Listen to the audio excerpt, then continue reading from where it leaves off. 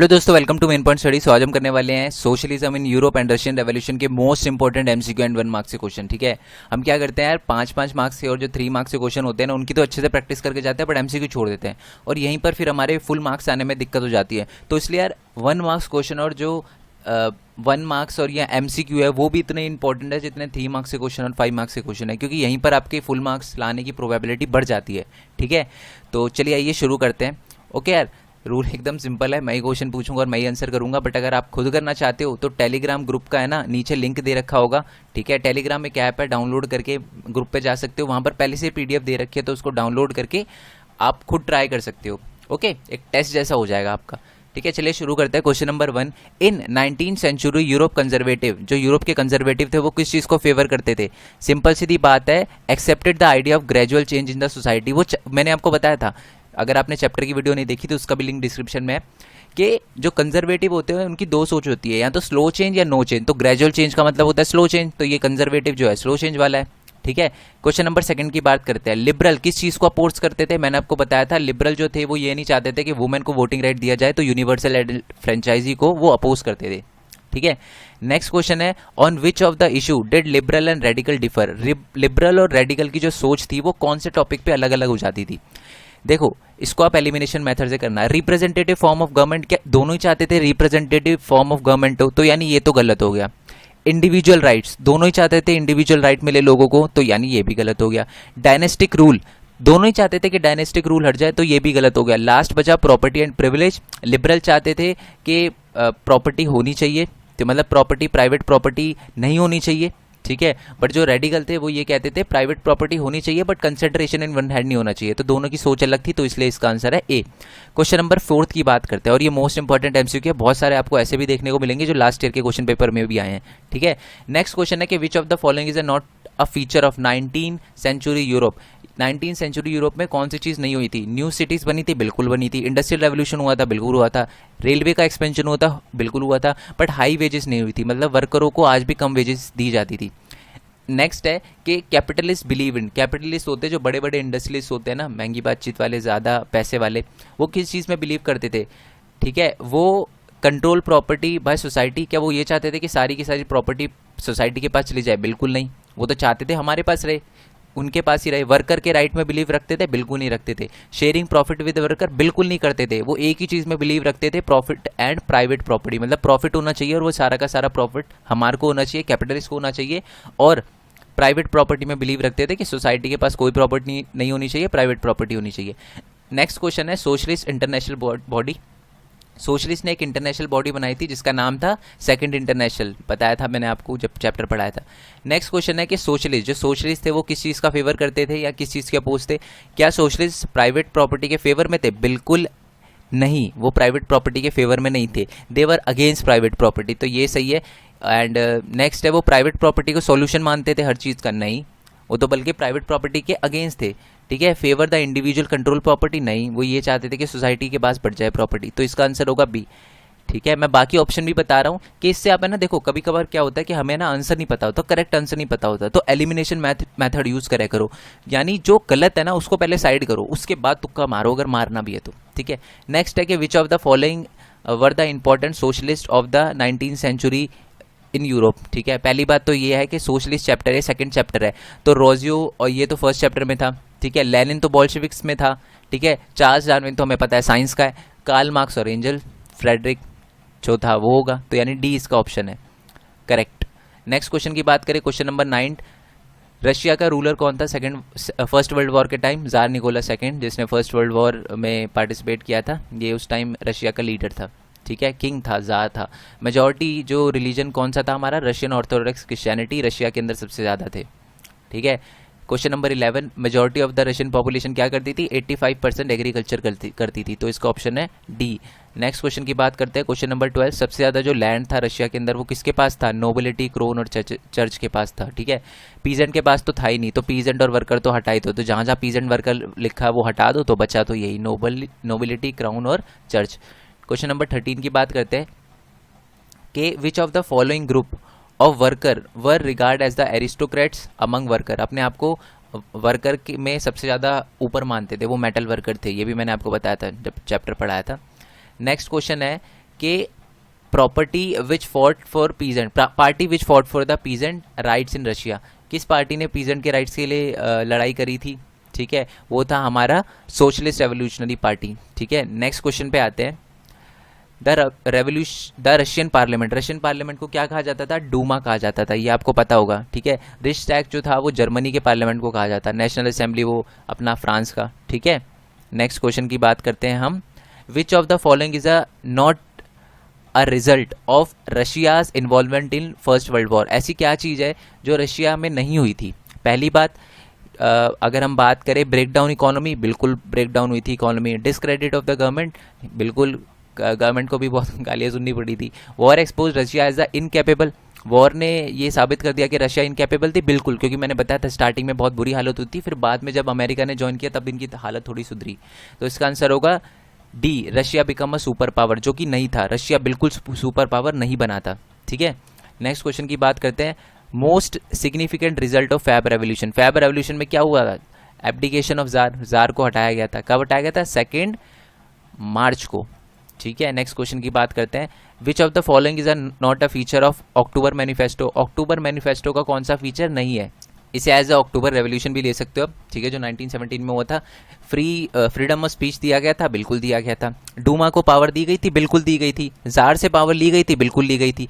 क्या जार को final decision making power थी, बिल्कुल नहीं थी। क्यों नहीं थी, क्योंकि जार तो फैब रेवोल्यूशन में ही हट गया था, तो ये गलत है, ठीक है, ये फीचर नहीं है अक्टूबर मैनिफेस्टो का। नेक्स्ट क्वेश्चन की बात करते हैं। इंटरनेशनल वुमेंस डे कब सेलिब्रेट किया जाता है। इंटरनेशनल वुमेन डे 22 फैब को किया जाता है। देखो मैं आपको एक बात बता दूं, अब आप अगर नेट पे सर्च मारोगे ना तो आपको बहुत सारी डेट मिलेगी। मैं बता दूं, 8 इंपॉर्टेंट इंटरनेशनल वुमेंस डे है जो रिकॉग्नाइज्ड है बाय अलग अलग बाय डिफरेंट जो इंस्टीट्यूशन है। तो बट हम चैप्टर नंबर 2 पढ़ रहे हैं, ठीक है, रशियन रेवोल्यूशन से रिलेटेड। तो 22 फैब है जो आपको याद रखना है। इस दिन सेलिब्रेट हुआ था क्योंकि इसी दिन वुमेंस ने मूवमेंट वगैरह लेड किया था, स्ट्राइक वगैरह करी थी, ठीक है, बहुत ज़्यादा पार्टिसिपेट किया था। नेक्स्ट क्वेश्चन के विच of the following is a not part of April thesis, क्या जो लैंड थी वो टेलर्स का मतलब है पीजेंट को दी गई थी, बिल्कुल दी गई थी। बैंक को नेशनलाइज किया गया था, बिल्कुल किया गया था। वर्ल्ड वॉर से बोला था कि वर्ल्ड वॉर मत लड़ो, विड्रॉ कर लो वर्ल्ड वॉर से, बिल्कुल बोला गया था। एक ही चीज़ नहीं बोलेगी थी कि political democracy through the constitutional reform. ये तीन, जब पता ही है कि ये 3 पॉइंट थे तो इसके अलावा जो भी उसको मार्क कर दो। नेक्स्ट क्वेश्चन आपका 21 के provisional government in Russia was led by, provisional government थी जो रशिया के अंदर वो किसने लेड करी थी, आपको पता ही है, जो प्रोविजनल गवर्नमेंट थी वो लेड करी थी केरेंस्की ने, ठीक है। तो ये आपका आंसर केरेंस्की हो गया, ठीक है। नेक्स्ट क्वेश्चन की बात करते हैं। विच of the following group which like the change in the society was the, कौन सा ग्रुप था जो सोसाइटी में चेंज चाहता था, दैट इज लिबरल रेडिकल। आपको पता ही है, मैंने आपको बताया था, उन्होंने सबसे पहले स्ट्राइक वगैरह करी थी और बोला था कि राइट होने चाहिए वर्करों की भी। Industrialisation brought man women and children, गाँव से कहाँ पर आ गए थे वो, अब फैक्ट्रीज एंड टाउन में शिफ्ट होना स्टार्ट कर दिया था उन्हें। नेक्स्ट है कि Marx argue that the industrial society was capitalist, जो मार्क्स ने आर्ग्यू किया जो इंडस्ट्रियल सोसाइटी थी वो कैपिटलिस्ट थी, ठीक है, ये भी आ गया आपको। नेक्स्ट क्वेश्चन की बात करते हैं, question number 25। Worker in England and Germany began to form a association to fight for, किस चीज़ के लिए फाइट करना स्टार्ट कर दिया था इंग्लैंड और जर्मनी की एसोसिएशन ने, वर्कर एसोसिएशन ने, बेटर वर्किंग कंडीशन के लिए। नेक्स्ट क्वेश्चन है, सोशलिस्ट ने गवर्नमेंट रशिया की टेक ओवर कर ली थी, ठीक है, मतलब रशिया की जो अब गवर्नमेंट थी वो सोशलिस्ट की हो गई थी। कब हो गई थी, अक्टूबर रेवोल्यूशन के बाद। अक्टूबर रेवोल्यूशन कब की बात है, 1917 की बात है। जार निकोलस जो था वो कब था लीडर जो रशिया का, 1914 में, ठीक है, आपको पता ही है। फर्स्ट पॉइंट ये लिखा था कि 1914 में कौन था, जार निकोलस सेकंड था रशिया का लीडर, ये तो याद ही होगा आपको। नेक्स्ट क्वेश्चन है कि government supervise the large factory to ensure the, मतलब जो गवर्नमेंट थी वो बड़ी बड़ी फैक्ट्रियों को सुपरवाइज करती थी, क्यों, ताकि लोगों को ये देख सके कि मिनिमम वेजेस और लिमिटेड वर्क आवर में काम करवाया जाए वर्कर से, ठीक है, मतलब उनको ज़्यादा 12-12 घंटे 18-18 घंटे काम ना कराया जाए और उसको मिनिमम वेजेस तो दी जाए, ठीक है, ये गवर्नमेंट इंश्योर करती थी बट कभी भी फॉलो नहीं होता था, ठीक है। नेक्स्ट क्वेश्चन की बात करते हैं।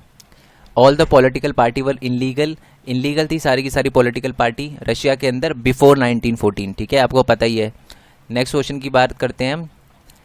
What was the new name of Bolsheviks party, यानी बॉल्शेविक्स पार्टी को नए कौन से नेम से जाना जाता था? कम्युनिस्ट पार्टी या रशियन कम्युनिस्ट पार्टी भी कह सकते हो आप, ठीक है, या Russian communist party of India, Russia भी कह सकते हो, communist party of Russia.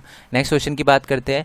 The Russian socialist democratic worker party was founded by 1898 by socialist, ठीक है। नेक्स्ट क्वेश्चन की बात करते हैं। The government try to control the demonstrator and called out, मतलब जो गवर्नमेंट थी वो डेमोन्स्ट्रेटर को कंट्रोल कर ली थी और उन्होंने किसको बुला दिया था? कैवलरी को बुला दिया था। ये इंपॉर्टेंट चीज़ है, आता है ये वाला क्वेश्चन। नेक्स्ट क्वेश्चन की बात करते हैं कि ऑन 2 मार्च, अभी बताया था कि 2 मार्च को क्या हुआ था? सोवियत लीडर और डूमा लीडर ने क्या किया था? प्रोविजनल गवर्नमेंट बना ली थी, क्योंकि जार को हटा दिया गया था फेबर रेवोल्यूशन में, ठीक है। नेक्स्ट क्वेश्चन की बात करते हैं हम।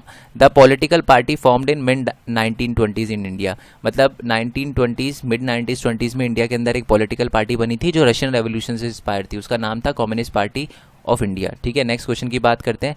गवर्नमेंट ने कब सस्पेंड कर दिया था डूमा को? 25 फैब को, पता है ना आपको, ये फैब रेवोल्यूशन का ही पार्ट है, 1917 की बात है। नेक्स्ट क्वेश्चन की बात करते हैं। The Russian revolution which affected the course of the world war broke out in, मतलब रशियन रेवोल्यूशन बताना कब हुआ था? सिंपल सीधी बात है, 1917। ये तो बहुत इजी क्वेश्चन आपको पता है। The Russian revolution broke out during, मतलब उस टाइम कौन था लीडर? इनमें से कौन था? जार निकोलस सेकंड, जब रशियन रेवोल्यूशन हुआ था। क्वेश्चन नंबर 38 की बात करते हैं। One of the greatest thinker of the socialist movement and the leader of Bolsheviks party, आपको पता ही है लेनिन था बॉल्शेविक पार्टी का लीडर, ठीक है। देखो सिंपल सीधी बात है, मेरे को नहीं पता है सोशलिस्ट थिंकर क्या होता है, बट मेरे को पता है बॉल्शेविक पार्टी का लीडर कौन था? लेनिन था। तो वैसे तो मेरे को पता है, बट मैं आपको बोल रहा हूँ, तो आप क्या करो, एलिमिनेट कर दो रॉन्ग वाले को, समझ लो। मेरे को पता है ये नहीं है, ये नहीं है, ये नहीं है, तो लेनिन ही है, समझ लो, बॉल्शेविक पार्टी का लीडर। नेक्स्ट क्वेश्चन पे आते हैं। न्यू फॉर्म और ऑर्गेनाइजेशन डेवलप्ड इन 1905, जो 1905 रेवोल्यूशन के बाद बनी थी, दैट इज सोवियत बनाई गई थी, ठीक है। नेक्स्ट क्वेश्चन की बात करते हैं। अच्छा, अब आते हैं 1 मार्क्स से question. Who was the leader of Bolshevik party after Lenin death, यानी लेनिन की डेथ के बाद कौन बना था? Joseph Stalin. And name the leader of the Bolshevik party who start collectivisation of land, ये भी जोसेफ स्टालिन। और ये कब किया था उसने? लेनिन की डेथ के बाद ही किया था, ऑब्वियसली बात है। 5 ईयर प्लान सबसे पहले कहाँ इंट्रोड्यूस हुआ था? रशिया के अंदर इंट्रोड्यूस हुआ था, जो आज इंडिया भी इंप्लीमेंट कर रहा है, तो ये लिखना है आपको, ठीक है। Global influence of Russian revolution, उसके अंदर ये चीज़ भी लिखनी है। When the first world war start, first world war कब स्टार्ट हुई थी? 1914 में। कब एंड हुई थी? 1918 में। कौन सी 2 पावर के बीच में लड़ाई हो रही थी, यानी फर्स्ट वर्ल्ड वॉर में किस 2 पावर के बीच में लड़ाई हो रही थी? अलाइड पावर और सेंट्रल पावर, ठीक है। नेक्स्ट क्वेश्चन है कि रशिया किस में, यानी कौन से इसका पार्ट था? तो आपको पता है जो रशिया था वो अलाइड पावर का पार्ट था, जो कि पहले हार रही थी फिर बाद में जीतने लग गई। ओके यार, ओके, अभी तक अगर आप वीडियो देख रहे हो तो आई होप आपको वीडियो अच्छी लगी हो, ठीक है। डिस्क्रिप्शन के अंदर लिंक दे रखा है मेरे न्यू चैनल का, तो उसको भी सब्सक्राइब करना, इस चैनल को भी सब्सक्राइब करना, जितना हो सके वीडियो शेयर करो। 10,000 टू है तो थैंक यू सो मच यार, कभी सोचा नहीं था कि 10,000 होंगे जब चैनल बनाया था, तो thank you so much all, आप सबकी वजह से हुआ ये। एंड मैं ट्राई करूँगा अपना 100% दूँ, ठीक है। जैसे कि आप देख रहे हो मैं MCQ की वीडियो अपलोड कर रहा हूँ, ठीक है। बहुत सारी यूट्यूब चैनल पे नहीं मिलती क्योंकि इन पे व्यूज़ कम आते हैं, बट मेरे व्यूज़ का इतना प्रॉब्लम नहीं है, मैं बस चाहता हूँ कि आपके नंबर अच्छा आए, मेन मोटिव यही है। चैनल मोनेटाइज नहीं है, ठीक है, बट फिर भी मैं इस पर वीडियो अपलोड कर रहा हूँ कि आपकी हेल्प हो पाए, ठीक है, और आप अच्छा स्कोर पर कर पाओ। अगर आपके स्कोर अच्छा हो रहा है तो अल्टीमेटली सबसे बड़ा जो रेवेन्यू हो मेरे लिए वही है, ओके। एंड फिर भी अगर आप मेरे को सपोर्ट करना चाहते हो तो स्क्रीन पे आपको एक नंबर दिख रहा होगा, पेटीएम नंबर है, डिस्क्रिप्शन में भी है वो, तो आप वहाँ पर मेरे को सपोर्ट कर सकते हो, ठीक है। ऐसा कोई फोर्स नहीं है, बट अगर आप करना चाहो, आप कैपेबल हो, आप कर सकते हो, तो डिस्क्रिप्शन के अंदर लिंक है, आप ज़रूर करना, ठीक है। एंड लास्ट क्वेश्चन जो है हमारा, peasant in Russia respect noble, Russia के जो पीजेंट थे वो नोबल की रिस्पेक्ट करते थे? बिल्कुल नहीं करते थे। फ्रांस के जो पीजेंट थे वो करते थे, बट रशिया के नहीं करते थे। एक और बात यार, मेरे इंस्टाग्राम और फेसबुक का लिंक भी नीचे डिस्क्रिप्शन में है, तो आप उसको भी फॉलो कर सकते हो, ठीक है यार। सो नेक्स्ट वीडियो के लिए स्टे ट्यून्ड, तब तक के लिए जय हिंद, जय भारत और वंदे मातरम। बाकी चैप्टर की भी वीडियो मैं अपलोड कर चुका हूँ, डिस्क्रिप्शन में प्लेलिस्ट का लिंक दे रखा है, वहाँ पर जाकर आप सारे के सारे चैप्टर देख सकते हो, हिंदी इंग्लिश दोनों में, ओके यार। सो बाय बाय।